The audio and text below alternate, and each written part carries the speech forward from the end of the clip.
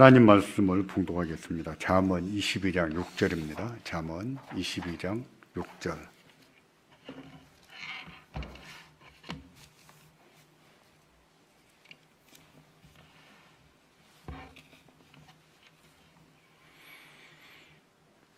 (22장 6절)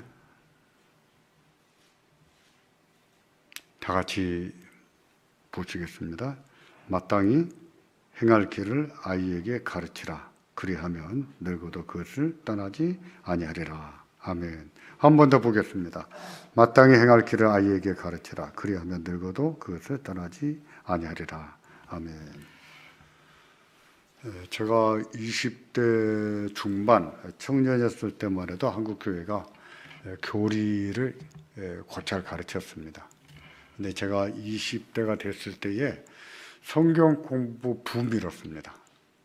그때 성경 공부가 여기저기서 많이, 교재도 많이 나오고 붐이 많이 일어서 교회가 성경을 많이 가르치게 됐습니다. 그거는 굉장히 잘한 일이고 좋은 일이었는데 부작용이 뭐였냐면은 교리를 부정적으로 말하기 시작한 거예요. 교리를 부정적으로.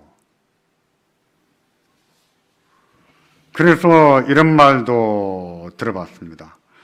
성경이면 충분하지 교리를 꼭 가르칠 필요가 있나?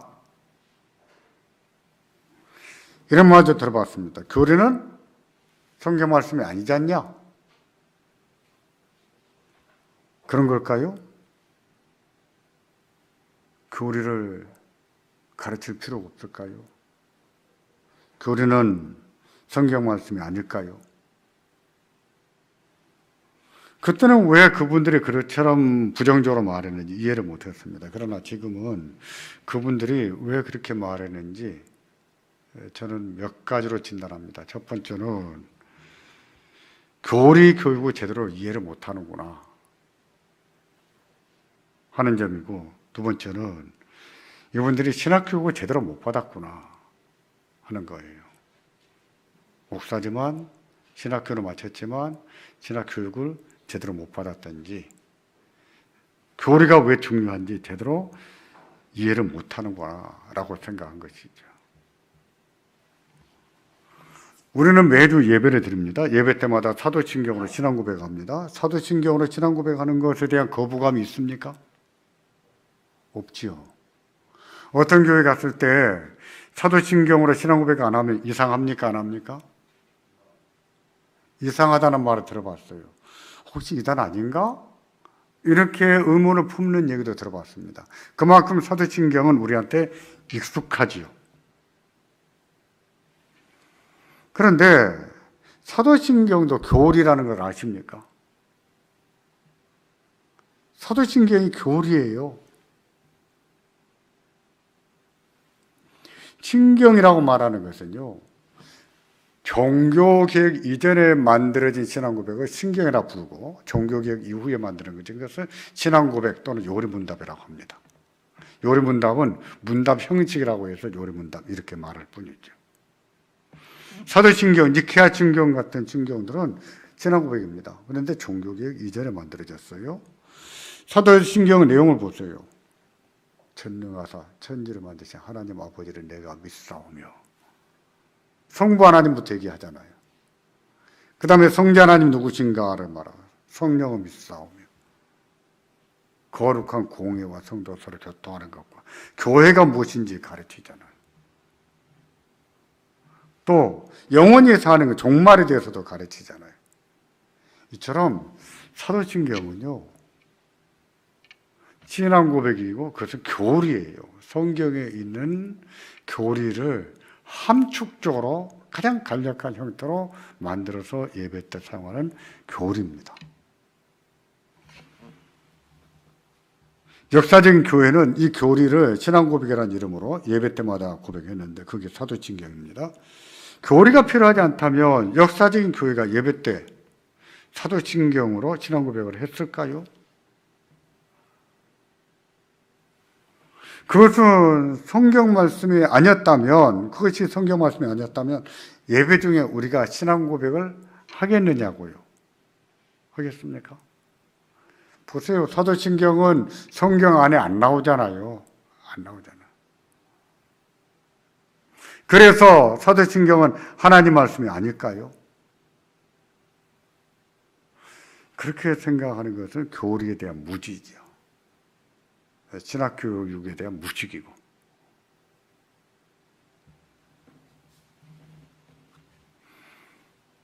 이처럼 교회가 사도신경으로 우리의 신앙을 고백하고 또 성경이 가르치는 진리를 함축적으로 고백하게 된 것은요, 그것은 교회가 신앙 고백, 교리의 필요성을 절실하게 느꼈기 때문이에요. 우리가 이단들과 어떻게 다른가를 말할 때 뭘로 말할까요? 교리로 말합니다. 신앙 고백으로 말하는 거예요. 사도신경이나 신앙 고백으로 말합니다. 근데 지금은 사도신경만 가지고는 안 돼요. 왜 그럴까요? 이단들도 사도신경을 쓰거든요. 사도신경만 가지고 안 되는 거예요. 그런 필요성을 일찍이 교회가 느껴왔고, 그래서 교회들이, 역사적인 교회가 신앙 고백을 여러 가지로 만들어내게 된 거예요. 웨스트민스터 신앙 고백서라든지, 하이델베르그 신앙 고백이라든지, 또 벨직 신앙 고백이라든지. 지금은 그렇게 많이 가르쳐지지 않지만 제네바 요리문답도 마찬가지예요. 교역교회들이 사용합니다. 예수님이 제자들에게 물으셨습니다. 너희는 나를 누구라 하느냐? 제자들이 고백했습니다.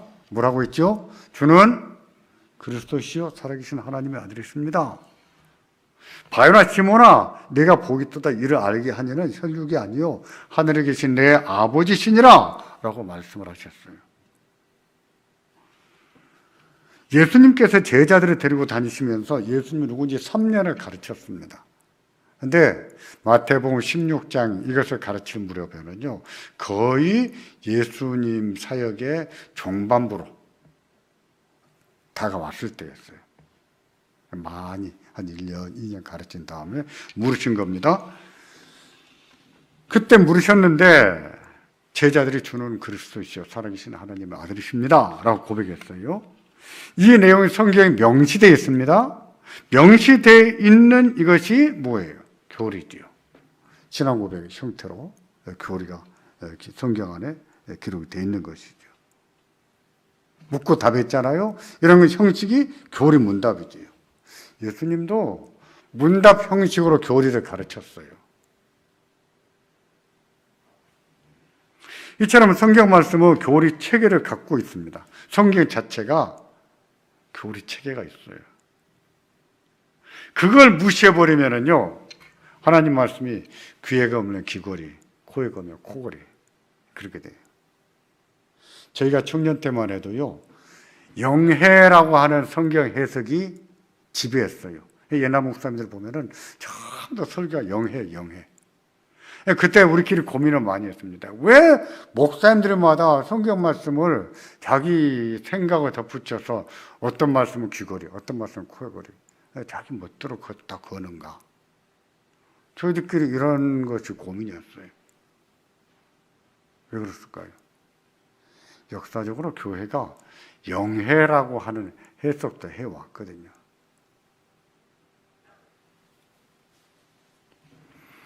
영해를 해버리면 도대체 누구 말이 맞는지 알 수가 없습니다. 영해가 뭐냐면 예를 들면 이런 겁니다. 선한 사마리아인의 비유에서 어떤 사람이 여리고로 가다가 강도를 만나지 않았습니까? 그래서 길바닥에 너부러졌습니다. 제일 먼저 발견한 사람이 누구죠? 제사장이었어요. 제사장이 보고 모른 척하고 가버렸습니다. 두 번째 만난 사람은 레위인이었어요. 보고 모른 척하고 가버렸어요. 근데 유대인들이 멸시하고 조롱하고 저 구원도 못 받을 놈들 하면서 저주를 퍼부었던 자가 누구냐면 사마리아 사람들이에요. 근데 그 사마리아 사람은 지나가다가 그 사람을 보고 치료를 해서 자기 짐승에 태워가지고 주막에 대다 줬잖아요. 그리고 주막 주인에게 잘 치료를 부탁하면서 동전을 몇 개 줬지요? 동전 몇 개 줬어요? 2개 줬습니다. 그러면서 떠나면서 하는 말이 내가 돌아올 때 부비가 더 들면 더 주겠다. 이렇게 말했어요. 그 선한 사마리아는 누굴까요? 예수님일까요? 그 주막은 뭘까요? 교회일까요? 동전 두 개는 뭘까요? 구약과 신약일까요? 다시 돌아올 때 부비가 더 들면 내가 돈을 주겠다. 부비는 뭘까요? 예수님이 재림하실 때 주는 상급일까요? 그렇다고 해석하는 것이 영해예요. 영해입니다. 초대교회도 그렇게 가르치는 자들이 있었고, 제가 직접 테이프 사다가 들어서 아, 이분도 그렇게 보는구나 했던 분이 조용기 목사예요. 조용기 목사도 그렇게 해석했어요. 교리가 없으면 성경을 이런 식으로 해석하는 거예요. 거기에 나오는 선한 사마리아인이 예수님입니까? 그런 거예요? 아니에요. 왜 아닙니까? 제자들이 여쭙어요. 예수님, 우리 이웃이 누굽니까? 강도를 만났을 때에 누가 도와줬습니까? 제사장이 도와줬습니까? 레위인이 도와줬습니까? 아니요. 그들은 유대인이고 하나님을 누구보다 잘 섬긴다고 하는 사람들인데 외면하고 가버렸어요. 그런 사람은 이웃이 아니지요. 하지만 너희가 가장 관세하고 무시하는 저 사람들 누구? 사마리아 사람. 그 사마리아 사람은 어떻게 했습니까? 이 사람을 이렇게 치료해주고 해서 주막까지 막 데리고 가서 막혀서 치료를 부탁하고, 이들 중에 너희 이웃이 누구냐? 누굽니까? 사마리아 사람이. 그 얘기하고 있는 거예요. 여러분 집에 돌아가시거든 다시 한번 읽어보십시오. 누가 우리 이웃입니까? 거기에 대한 답이에요. 이들 가운데 우리 이웃이 누구예요? 그 선한 사마리아인이에요. 그 얘기하는 거예요. 근데 교리 체계가 없다 보니까 어떻게 합니까? 자기 멋대로 해석하고 갖다 붙이지요. 그러니 코에 가면 코골이, 귀에 가면 귀걸이지. 교리가 없으면 성경은 그런 식으로 가르치게 됩니다. 성경만 가르치면 안 됩니까? 왜 안 되겠어요? 되겠죠. 성경만 가르쳐도 충분합니다. 성경은 충분성이 있어요. 그런데도 성경 말씀을 가르쳐도 누구나 교리 체계 위에서 가르치는 거예요. 교리가 없이 가르치지 않아요. 감리교는 감리교 체계 위에서 가르치고 장로교는 장로교 교리 체계 위에서 가르치는 거예요. 교리를 떠나서 가르치지 않습니다. 저희도 마찬가지예요. 성경 본문 설교를 준비하기 위해서 본문을 연구하고 읽고 하지만은 결국은 그것을 이 본문을 가지고 우리가 찾아내는 메시지는 뭐냐 하나 찾는 방식에서는 3단계를 거치지. 첫 번째는 이 본문이 문법적으로 볼 때 어떤 의미를 가지고 있는가를 보는 거예요. 두 번째는 역사적으로 볼 때 이것이, 이 내용이 뭘 의미하는 것이었는가를 보는 거죠. 찾는 거고. 세 번째는 신학적으로 볼 때 이것이 그렇다고 하는 의미인가? 벗어나진 않는가? 하고 이렇게 맞춰봐야 되죠. 그래서 원법적인 해석, 역사적인 해석, 신학적인 해석, 이 3단계를 거쳐서 성경 본문을 이해하고 해석하고 설교를 준비하는 겁니다. 보세요. 신학적인 해석이 바로 뭔가요? 교리 체계지요. 교리 체계가 없이 가르치면요 대단히 위험합니다. 자의적으로 해석해요. 자의적인 해석이 뭡니까? 이단으로 가는 지름길이에요. 위험한 거예요. 물론 교리 체계를 부정적으로 말하는 교파도 있습니다. 침례교가 그렇습니다. 그러나 요즘은 많이 달라지고 있어요. 이단이 제일 많이 나오는 교파는 어느 교파일까요? 침례교가 참 많이 나와요. 왜 그러겠습니까? 이유가 뭘까요? 자의적인 해석이 교리 체계가 없어요. 조직신학이 없어요. 조직신학, 신앙고백, 뭐 교리 문답 다 같은 얘기입니다. 다 같은 거예요.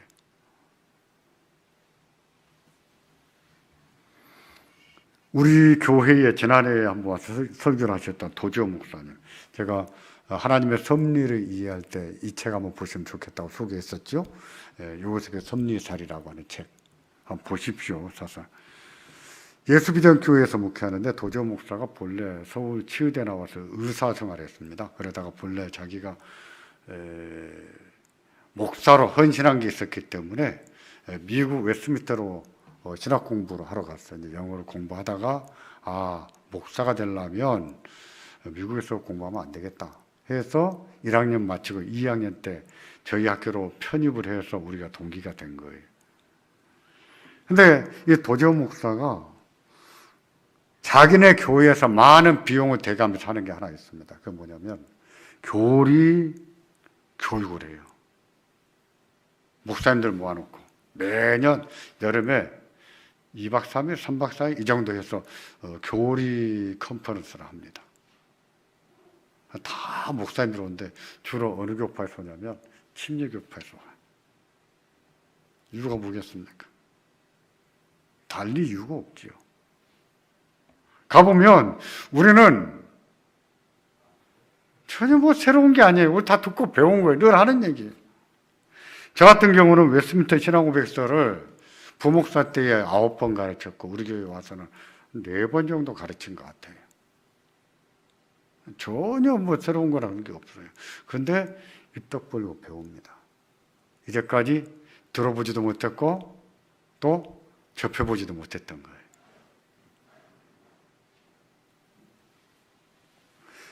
요리 문답은요, 또는 신앙 고백은요, 종교 개혁의 선물이다 하고 말할 수 있어요. 특히 요리 문답. 문답 형식으로 되어 있는 신앙 고백은 종교 개혁의 선물이다. 이처럼 말할 수 있습니다. 왜냐하면 종교 개혁이 일어나기 전까지는 교회는 먼저 성경 가르치지 않았어요. 교회가 성경을 가르쳤습니다. 성도들이 성경을 가지며 성경을 다 회수해서 불태워버렸어요. 성경 갖지를 못하겠고 또 자기 나라 말로 번역을 못하겠어요. 오로지 라틴어로만 된 성경을 보게 했습니다. 라틴어를 배우지 않은 사람은 봐도 알 수가 없죠. 그래서 종교개혁 이전의 교회, 우리가 흔히 말하는 가톨릭 교회입니다. 가톨릭 교회는 그들만의 가르치는 방식이 있었는데 그 중에 제일 중요한 것이 뭐였느냐? 그게 바로 형상이라, 형상. 그래서 성당 안에 가보면 여러 형상이 많지요. 특히 이거는 꼭 있게 돼 있어요. 그 뭐냐면 예수님의 생애를 조각해놨거나 부조로 해놨거나 환조로 해놨거나 그림을 꼭꼭 다 붙여놔요. 그리고 사순절 절기. 우리는 사순절 안 지킵니다. 사순절 하면 그거는 종교개혁 이전의 얘기예요. 개혁교회는 사순절 같은 거 안 합니다. 대강절 안 합니다. 근데 이 사순절 절기가 돌아오면 그 절기 때에 이렇게 그 예수님의 그 형상, 그 앞에 가서 그것을 보면서 기도하게 돼 있어요. 한 바퀴 돌면서. 그게 아니더라도 평소에 그것을 보면서 기도를 합니다. 그래서 형상을 만들지 말라는 계명이 어긋난 것이죠. 어긋났습니다. 그래서 종교개혁가들은 비난을 많이 했어요. 비판했어요. 그래서 이렇게 변명했습니다. 형상은 무식한 자들을 위한 성경이다.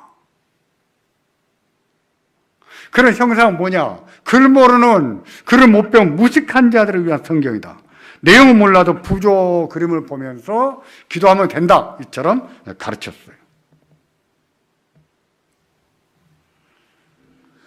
중세 교회가 미신에 빠진 이유가 거기 있었습니다. 종교개혁가들은요, 미신과 많이 싸웠어요. 가톨릭의 미신.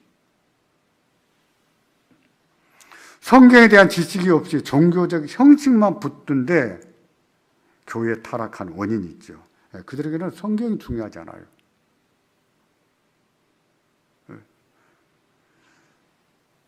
가톨릭에서는요, 성경은 무한 하나님 말씀이다라고 가르쳤잖아요. 성경은 오류가 많다, 있다, 이렇게 가르쳐요. 그것을 오류가 없이 온전하게 해석하는 것은 누구냐? 추기경들 모임이다. 이처럼 가르쳐요. 그러니까 성도들에게 성경을 그렇게 많이 가르치질 않죠. 그러면서 지금은요, 요리문답을 가르쳐요, 그들도. 지금 요리문답 가르칩니다. 이처럼 내용은 없고 형식만 붙들고 있음으로 인해서 교회가 타락하고 미신에 빠지게 됐는데, 그들에게 있어서 중요한 것은 뭐냐? 하나님이 뭐라고 말씀했느냐가 중요하지 않아요. 교회가 뭐라고 했느냐가 중요한 거예요. 우리는요, 교회가 뭐라고 했느냐가 중요합니까? 성경에 뭐라고 말씀했느냐가 중요합니까? 뭐가 중요해요? 성경에 뭐라고 말씀했느냐? 이게 달라요. 이게 다릅니다.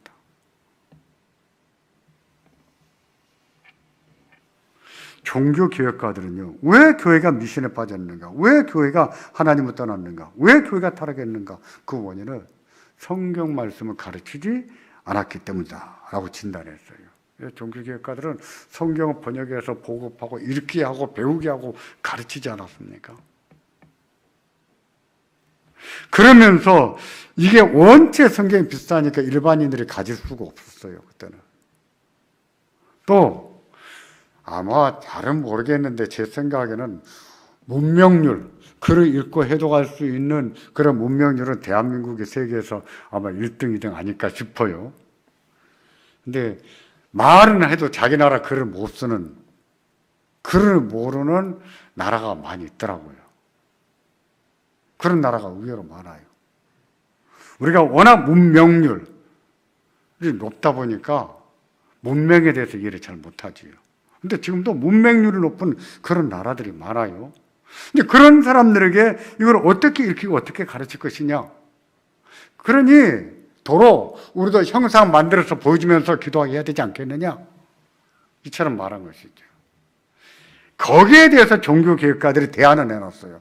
그 대안이 바로 요리문답입니다. 그게 요리문답이에요. 하나님의 말씀 진리의 체계를 묻고 답하게 함으로 인해서 그들로 하여금 하나님 말씀을 올바르게 이해하게 만들 수가 있다. 이렇게 가르쳐서 생각해서 종교개혁가들은 요리문답을 만들어냈어요. 칼빈은 제네바에서 목회를 했습니다. 제네바는 도시국가였어요. 근데 제네바는요, 기독교 도시국가였어요. 그러다 보니까 의회가 있는데 의회도요, 믿는 자들이 다 되는 거예요. 학교 교육도 전부 다 신앙교육 토반 위에 다 가르쳤어요. 근데 그 모든 교육 체계와 또 신앙 교육과 이런 면에서 누구의 지도를 받았냐면은 칼빈의 지도를 받습니다. 나중에 칼빈을 쫓아내버리죠. 칼빈이 너무 엄격하니까 쫓아내버려요. 그랬다가 도시가 엉망이 되니까 다시 칼빈을 모셔오죠. 모셔와서 칼빈이 거기서 계속 목회도 하고 가르치게 하죠. 그래서 나온 것이 제네바 요리문답입니다. 칼빈이 만든 거예요. 아까 말씀드렸죠. 요리문답은, 특히 요리문답은 종교개혁의 선물이다 그랬었죠. 문답하는 형식으로 하나님 말씀을 가르치게 된 겁니다. 하이델베르크 요리문답은요, 독일의 도시 하이델베르크에서 만들었습니다. 하이델베르크는 굉장히 아름다운 도시예요. 이 다음에 한번 가보십시오. 그 지역을 누가 다스렸냐면은 팔츠의 선제후 프리드리히 3세라고 하는 분이 있어요. 프리드리히 3세. 그분이 본래 가톨릭 신앙 가지고 있다가 종교개혁가들의 가르침을 받으면서 개혁주의 신앙으로 개종을 했습니다. 그러면서 자기 영지 안에, 영내에서는 교회와 또 학교에서 이렇게 가르쳐야 된다. 그렇게 가르치도록 하기 위해서 요리문답을 만들게 했는데 그게 바로 하이델베르크 요리문답입니다. 그러니까 영주가 자기 영내에서 영내 교회와 학교에서 가르치기 위해서 만든 것이 하이델베르크 요리문답이에요. 하이델베르크 요리문답은요, 전체 129개로 되어 있어요. 129개로 되어 있는데 이것을 52주로 나눠서 매주 2문항 또는 3문항 몇 가지는 네모난 이렇게 해서 주제별로 한 주씩 가르치게 되어 있습니다. 하이델베르크 요리문답은요, 개혁교회에서 널리 사용했는데, 화난 개혁교회는 주일 오전에는 목사가 성경으로 자기가 설교하고 싶은 것을 설교를 합니다. 근데 오후에는 무조건 하이델베르크 52주를 가르쳐요. 제1주에는 1주차 가르치고 2주에는 2주차 가르치고 4주가 되면 넷째 주가 되면 4주차 요리문답을 가르쳤습니다. 만약 담임 목사가 다른 교회에 출타하잖아요. 그러면 뭐 장로님이 가르치든 다른 교회 목사님이 와서 가르치든 우리처럼 헌신 예배를 드린 경우에 그런 건 없었지만 외부 강사가 오면 외부 강사도 오후에는 꼭 하이델베르크 요리문답 그걸 가르쳤어요. 그건 52주를 가르쳤습니다. 반복. 그래서 본래의 취지는요, 암송하게 했습니다. 부모들은 일주일 동안 자기 자녀들한테 하이델베르크 요리문답을 가르쳤습니다. 그리고 그날 점심 먹고 나서는 부모가 자기 자녀들을 데리고 목사 앞으로 왔어요. 목사 앞에 오면은 목사가 물었습니다. 하이델베르크 제1문 질문이 뭐지? 답을 말해볼래? 그래서 목사 앞에 데리고 와서 다 이렇게 문답을 하게 했습니다. 대단히 엄격하게 가르쳤었지요.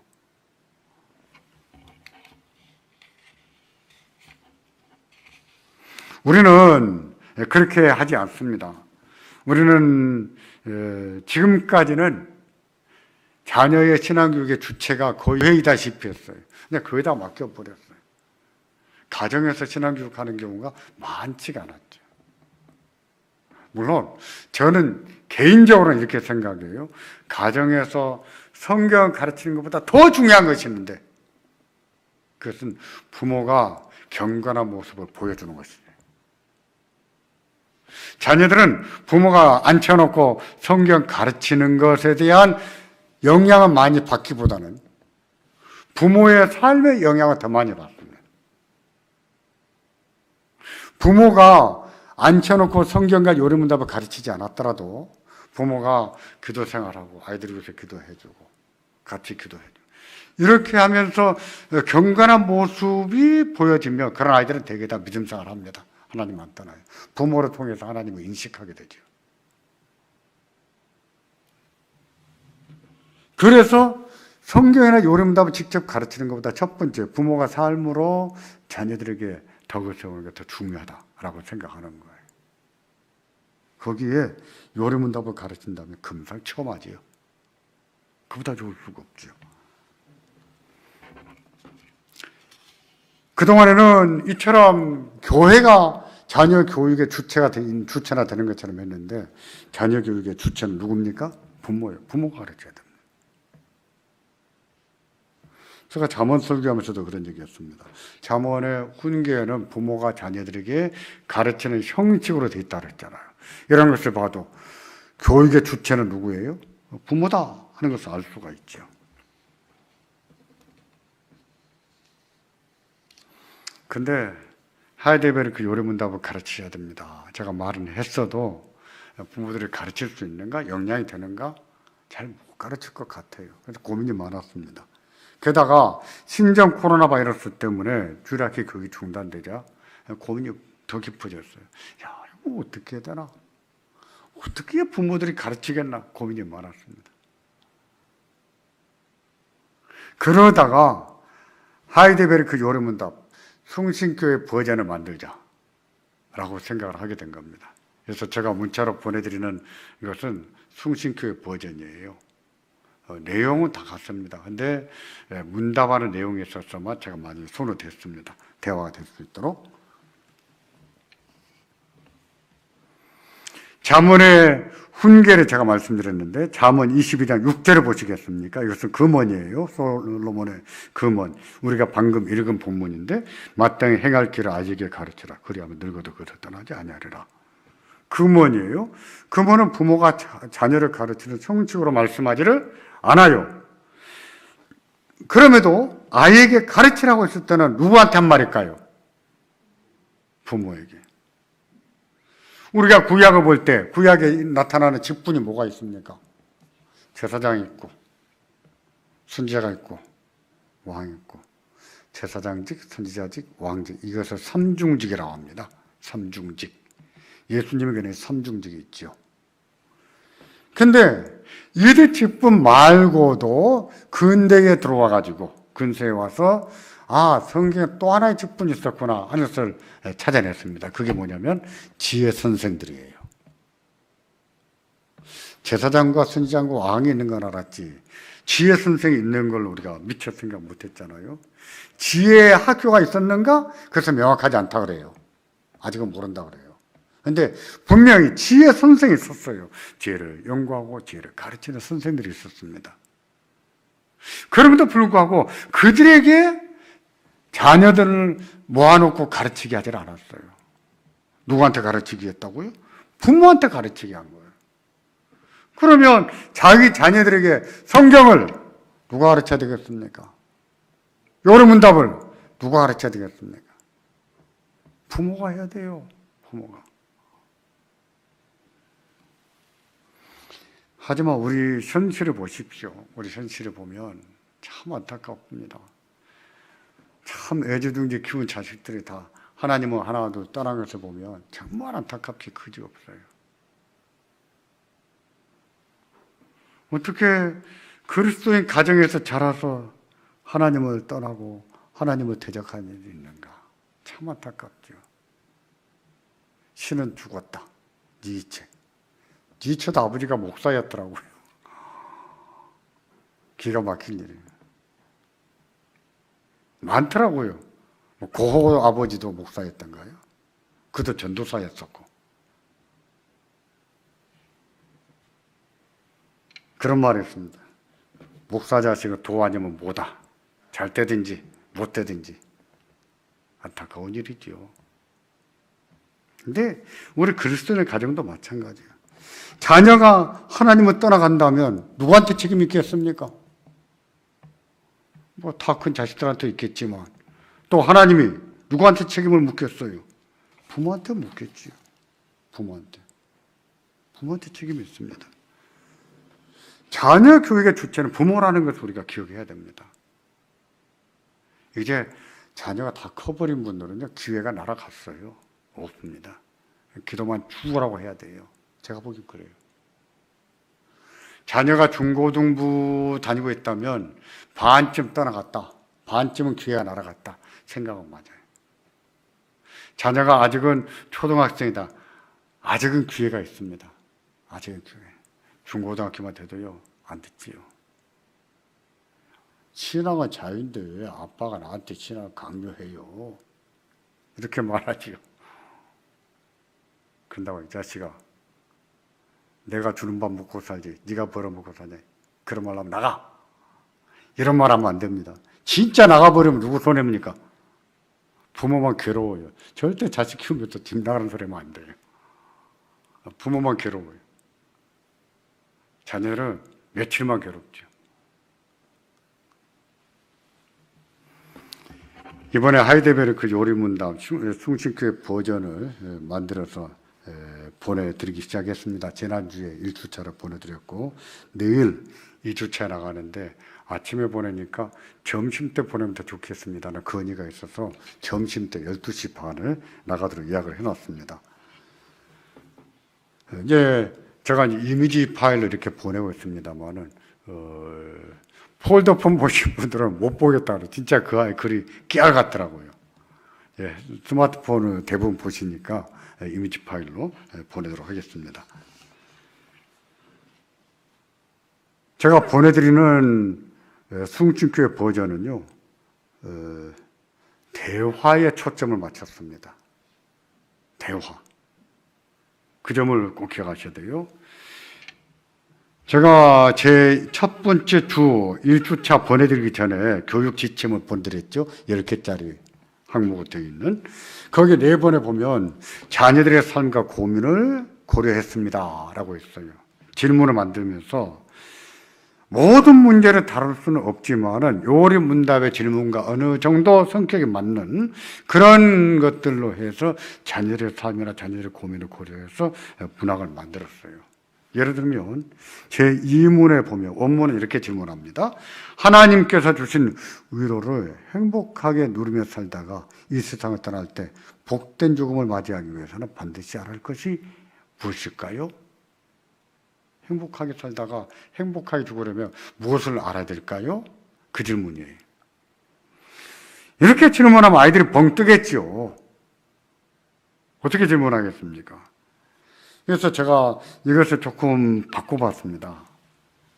애야, 너는 사는 것이 행복하니?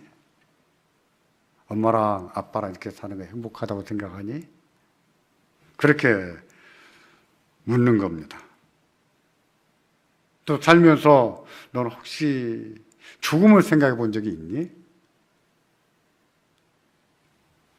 또 우리가 행복하게 살다가 행복하게 죽음을 맞이하려면 어떻게 해야 될까? 이런 정도로 질문하는 것이죠. 어떻습니까? 조금 친근감이 있습니까? 네. 그렇게 문항을 좀 바꿔봤어요. 그렇게 하면은 부모가 자녀들과 대화가 가능하지 않을까. 나름대로 고민을 많이 하고 그렇게 했습니다. 더 좋은 질문이 있다면 여러분들이 그 질문을 그 요리 문답의 질문하고 맞춰서 그 벗어나지 않으면서 여러분들이 변형해도 괜찮습니다. 그리고 항상 그래서는 안 되지만 그날 질문이 자녀들에게 심각한 문제를 건드리는 질문일 수가 있어요. 어떤 질문을 했을 때 애가 눈물이 터졌든지 아이들의 감정이 터졌든지 아니면 꼭 닫았던 입이 확 열렸든지 그럴 수 있어요. 또 아이가 죽음을 고민한 적이 있었다면 왜 그랬는데? 어떤 경우인데? 물어줘도 좋겠죠. 근데 대개 이런 대화는요, 심화되기가 쉬워요. 깊어져 버리죠. 그런 경우는 그날 과목을 진행하지 못해도 괜찮아요. 그 질문으로 끝나고 충분히 대화가 됐다면 그걸로 끝나도 괜찮아요. 근데 자주 그렇게 끝나면 안 되겠지만 근데 그만큼 대화에 초점을 맞추고 대화를 통해서 부모 자녀 간의 신뢰를 회복하고 마음을 열게 하는 데에 우선 초점을 뒀습니다. 저는 월요일날 보내드리지만 여러분들께서는 하루에 한 번씩 좀 읽어보십시오. 분량 많지 않아요. 양 조금밖에 안 됩니다. 읽어보십시오. 그리고 토요일날 저녁이나 주일날 저녁에 시간을 정해서 자녀들과 그런 대화를 하는 시간을 가지셔야 돼요. 제가 요리문답 숭신교회 버전을 만들면서 염두에 두었던 연령층은요, 초등학교 5, 6학년, 그 다음에 중학교 1, 2학년이었습니다. 하지만 부모가 조금 잘 숙지한다면 그것을 대상을 더 폭넓게 편집해서 말할 수 있어요. 자녀가 초등학교 어린이입니까? 1학년입니까? 유치원입니까? 가능해요. 자녀가 청년입니까? 청년이라면 역시 부모가 조금만 응용하면은 얼마든지 대화가 가능합니다. 저는 나름대로 이런 기대감을 걸고 있어요. 이번 기회를 통해서 부모 자녀들 간에 좀 대화가 됐으면 좋겠다. 좀 마음이 터졌으면 좋겠다. 그런 기대감을 가지고 시작을 했습니다. 대개는 안 그렇거든요. 제가 만들어 보내면서 제가 실험을 해봐야 되잖아요. 그렇죠. 실험을 해보기로 하고 실험 대상으로 제 큰손녀로 정했습니다. 올해 9살이에요. 초등학교 2학년 올라갑니다. 제가 1문을 가지고 물었습니다. 1문. 지훈아, 네가 힘들 때 가장 위로가 되는 것은 뭐야? 뭐라고 대답했을까요? 지훈아, 너에게 가장 위로가 되고 힘이 되는 것은 뭐야? 단박에 물어보기 질문이 끝나기 전에 이렇게 대답했습니다. 할아버지, 할머니요. 할아버지, 할머니가 최고 위로가 된답니다. 그래서 둘 다 같이 웃고 말았어요. 한참 웃다가 잠시 후에 다시 물었습니다. 그 다음에 위로가 되는 것은 뭐예요? 아빠, 엄마요. 또 물었어요. 그 다음에 너에게 위로가 된 것은 뭘까? 그리고 지훈이가 이 다음에 죽을 때 가장 위로가 된 것은 뭘까? 그때에서 대답했습니다. 예수님이요. 예수님 이렇게 대답하더라고요. 근데 그 나이 아이들한테 무슨 죽음을 말하냐고요? 아니요. 제 큰손녀는 종종 저한테 죽음 얘기를 해요. 할아버지 죽지 마세요. 할아버지 몇 살까지 사실 거예요. 할아버지 100살까지 사세요. 그럼 저는 번번이 그럽니다. 할아버지 오래 살면 너가 안 좋아해. 네 엄마 아빠도 할아버지 안 좋아해. 할아버지 늙으면 너희 다 싫어하게 돼 있어. 아니야, 우린 좋아할 거야. 난립니다. 근데 할아버지 죽는 것은 할아버지가 정하는 거 아니야. 하나님이 너 그만 살고 와라 그러면 할아버지 가는 거야. 그런 대화, 그런 얘기를 평소에 몇 번 했었기 때문에 저는 너가 이 다음에 죽을 때 가장 위로가 되고 힘이 되는 것은 무엇일까? 묻는 질문도 저는 어려운 질문이 아니라 생각한 겁니다. 충분히 가능해요. 그러면서 제 경험을 얘기했습니다. 할아버지 할머니가 언제까지 너를 도와줄 수 있을까? 아니요. 할아버지가 지금도 힘들어. 너 와가지고 하루 있는 것은 안 힘든데 이틀 있고 사흘 있으면 할아버지 무지하게 힘들다. 힘들어요. 여러분들 나중에 경험해 보십시오. 박지 장로님하고 웃으시는데 박지 장로님 제 마음 아실지 모르겠네요. 진짜 힘들어요. 저도 이렇게 생각했습니다. 나는 아들을 어떻게 키웠을까? 그때는 젊어서 힘든지 몰랐던 것 같아요. 정말 힘듭니다. 그리고 지금은 할아버지가 이런 것도 해주고 저런 것도 해줄 수 있지만 할아버지가 더 나이 많아지면 못해. 까지 못해. 그런데 너를 끝까지 언제까지나 네가 어디를 가든지 지켜줄 수 있는 분이 계셔. 누굴까? 누구겠습니까? 예수님. 이런 대화가 가능하더라고요.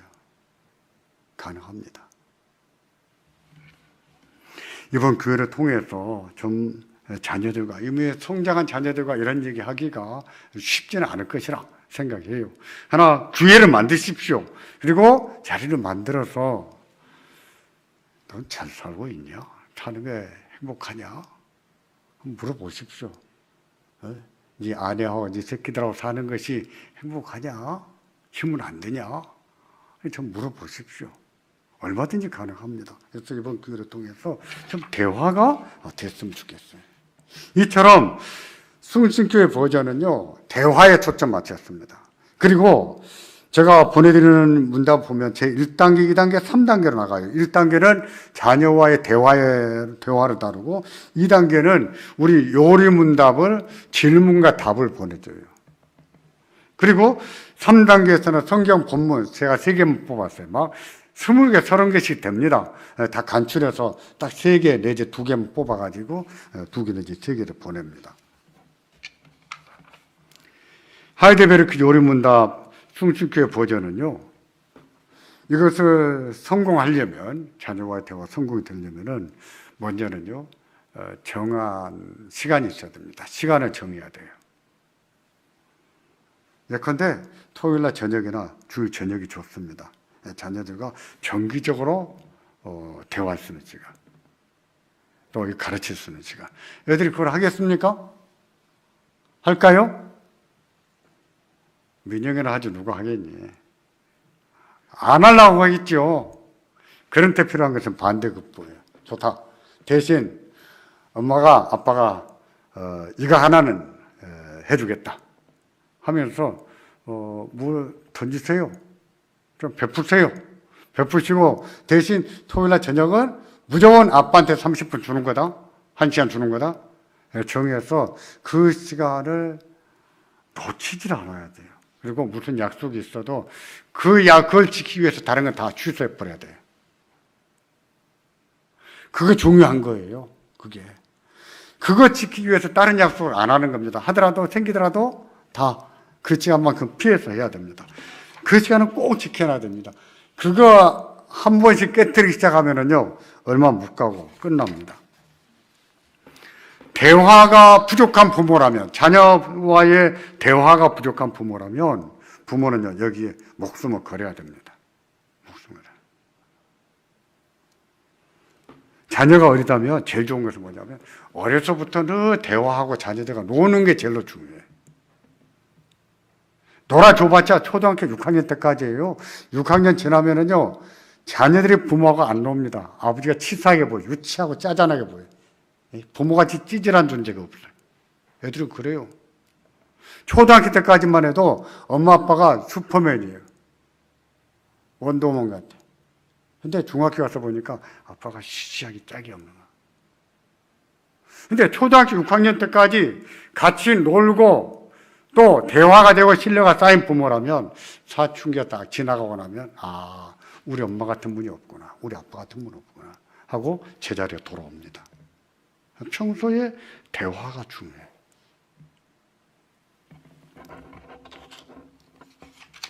세 번째로, 요리문답에 성공하려면은 부모가 먼저 숙지해야 됩니다. 제가 말씀드린 것처럼 오전에 보내는데 내일부터는 월요일날 12시 반에 문자가 들어갈 겁니다. 첫 번째로 부모는 그것을 하루에 한 번씩 좀 읽어보십시오. 양이 많지 않아요.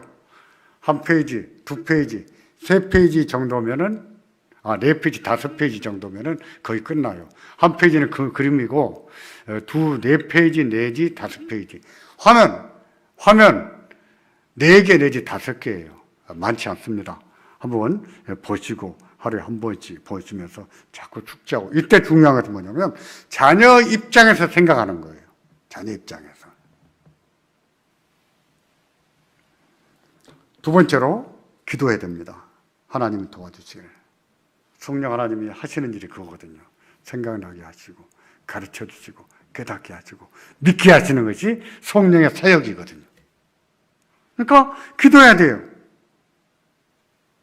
하나님, 제가 요리문답할 때 우리 딸에게, 우리 아들에게 성령 하나님이 깨닫게 해주시고 그 마음에 믿음이 생기게 해주시고 믿어지도록 은혜 주시길 바랍니다. 기도하시는 겁니다. 세 번째로, 요리문답을 가르치다가 잘 모르는 것이 있으면 억지 대답을 안 해야 됩니다.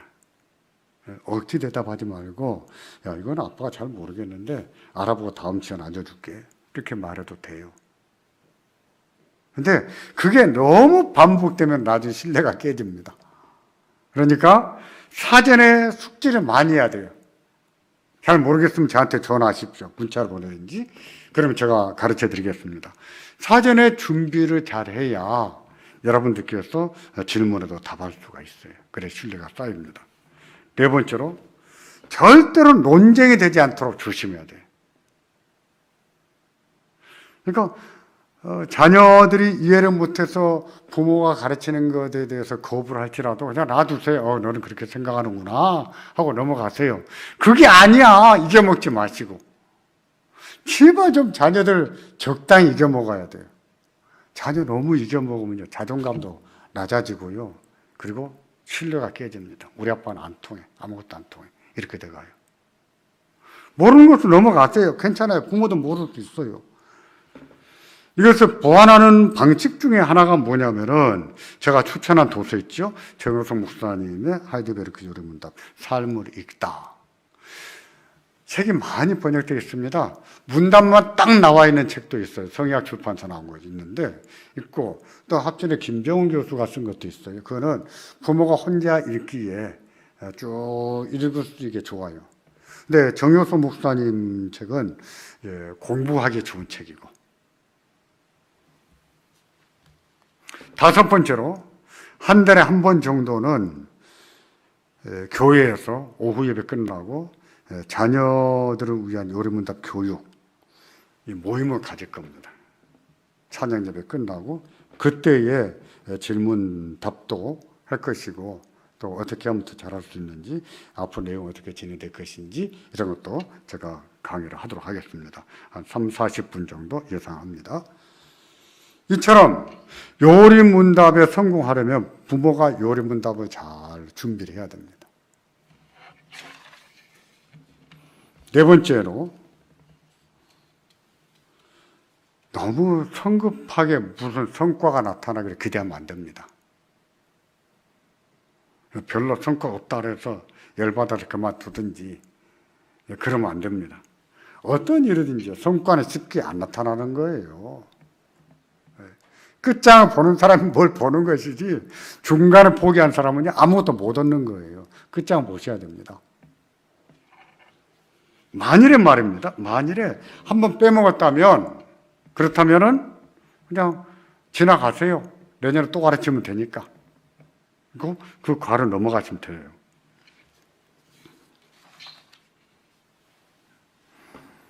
제가 잠언 읽는 것도 이렇다고 하지 않았습니까? 잠언도 날짜별로 한 장씩 읽어가다가 빼먹으면 건너뛰라 그러지 않았습니까? 이것도 마찬가지로 52주로 나가거든요. 그래서 한 주 빼먹었으면 그 다음 주로 넘기세요. 그런데 그게 자주 그러면 신뢰가 깨집니다. 안 돼요. 실패랍니다. 그러니까 무슨 약속도 피하고, 혹시 모를 선약을 약속이 생겨버리면 그것 때문에라도 그것을 취소하고, 이렇게 해서 이 시간만큼은 꼭 지키도록 해보시길 바랍니다. 여러분 분명히 잘 될 겁니다. 잘 될 거예요. 하나님이 도우십니다.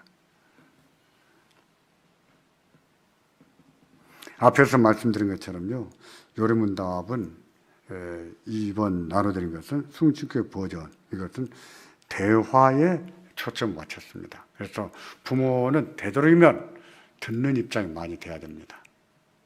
듣는 입장 많이 들어주십시오. 그리고 너무 부모가 모든 것을 다 정답은 말해주려고 하지 마십시오. 어떤 것은 충분한 설명이 안 될 수 있어요. 괜찮아요. 우리가 52주 쌓여가고 또 반복하는 가운데 저희들은 자꾸 믿음이 생깁니다. 알아가요. 성령님이 생각나게 하시고 가르쳐주시고 깨닫게 하시거든요. 그게 잘 된다면 애들 마음에 신뢰가 생겨요. 엄마는 내 편이야. 아빠는 내 편이야. 우리 아빠는 항상 나를 믿어. 애들 마음에 신뢰가 생겨요. 그게 중요한 거예요. 정말 중요합니다. 자녀들 마음속에 부모에 대한 신뢰가 생겨요. 만일에 여러분들이 우격단입으로 논리 싸움 가지고 자녀들이 이겨먹거나 중간에 흐지부지 하거나 제대로 준비 안 하게 되면은 오히려 여러분은 신뢰를 잊을 수가 있어요. 준비를 잘해야 됩니다. 그리고요, 이 대화가 된다면 자기 자녀를 알아가는 기회가 될 수 있어요. 부모가 자녀를 다 아는 것 같지요? 아니에요. 어른들은 몰라요. 아무것도 몰라요.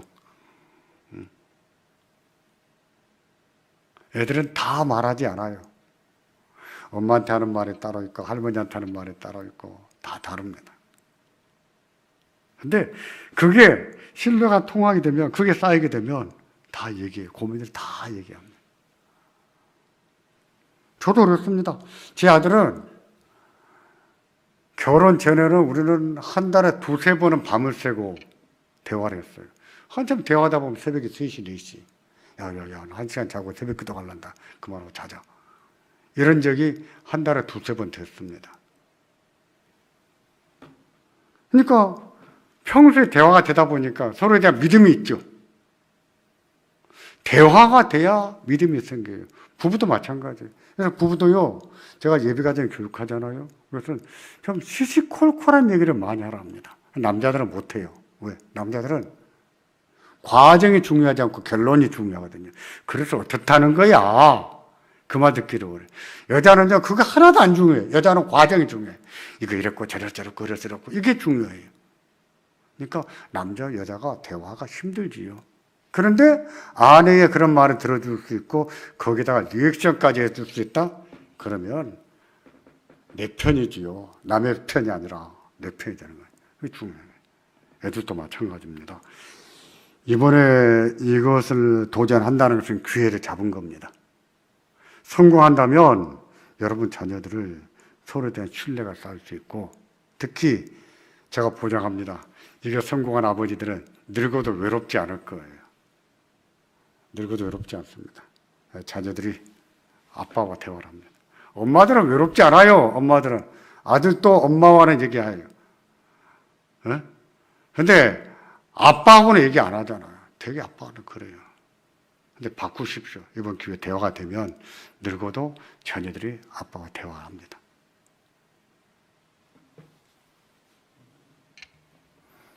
자녀 교육의 주체는 부모라는 것을 제가 다시 한번 말씀드리고 싶어요. 그것은 하나님 주신 소명입니다. 여러분들이 그것을 감당하고자 한다면 성령 하나님이 도우시는 것을 믿고 도전하시기를 바랍니다. 그리고 중간에 힘들 때가 있고 또 중단에 위기가 있을 때 극복하고 잘 이겨나가시기를 부탁드립니다. 기도하겠습니다.